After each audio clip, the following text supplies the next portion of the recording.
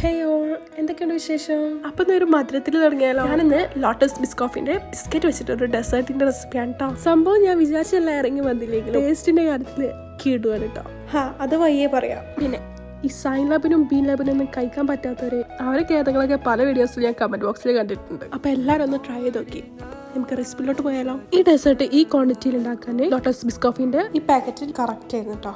അതിൽ നിന്ന് ഒരു 5 പീസ് എടുത്ത് ക്രഷ് ചെയ്തെടുക്കുന്നുണ്ട്. ഇത് ബിസ്കോഫിന്റെ സോസ് ഉണ്ടാക്കണം കേട്ടോ. അതിലേക്ക് പാലും പഞ്ചസാരയും ചേർത്ത് നല്ല പേസ്റ്റ് ആക്കി എടുക്കാം.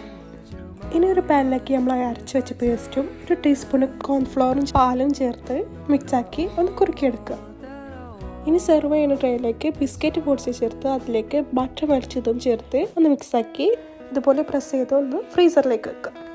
ഇനി വേറൊരു ബൗളിലേക്ക് ഫ്രഷ് ക്രീമും കണ്ടൻസ് മിൽക്കും ചേർത്ത് ഒന്ന് ബീറ്റ് ചെയ്തെടുക്കുക. ഫ്രഷ് ക്രീമിന് പകരം വിപ്പിംഗ് ക്രീമും ചേർക്കാം കേട്ടോ. ഏകദേശം 1 മണിക്കൂറിന് ശേഷം ഒരു ബ്രെഡിൻ്റെ സൈഡൊക്കെ ഒന്ന് കട്ട് ചെയ്ത് അത് വെച്ചെടുക്കുന്നുണ്ട്. അതിലേക്ക് നമ്മൾ നേരത്തെ തയ്യാറാക്കി വെച്ച ഫ്രഷ് ക്രീമും ചേർത്ത് സോക്ക് ചെയ്യുക. പിന്നെ ബിസ്കോഫിൻ്റെ സോസും ചേർക്കുക. ഈ ഫ്രഷ് ക്രീം സെറ്റ് ആവാൻ ടൈം കൊടുക്കാതെ ഞാൻ ബിസ്കോഫിൻ്റെ സോസ് വെച്ചു. അപ്പോൾ ലെയറിൻ്റെ കാര്യത്തിൽ ഒരു തീരുമാനമായി. നിങ്ങളത് ശ്രദ്ധിച്ചോളി. ബാക്കിയുള്ള ബിസ്ക്കറ്റ് പൊടിച്ച് അതും അതിൻ്റെ മേലെ ചേർത്ത് ഒരു ബിസ്ക്കറ്റും വെച്ച് അപ്പോൾ നമ്മൾ ഡെസേർട്ട് റെഡിയായി. ഈ ഫ്രിഡ്ജിൽ വെച്ച് നന്നായിട്ട് സെറ്റായി കഴിച്ചോക്കി. അപ്പോൾ ശരി, അടുത്ത വീഡിയോ കാണാം.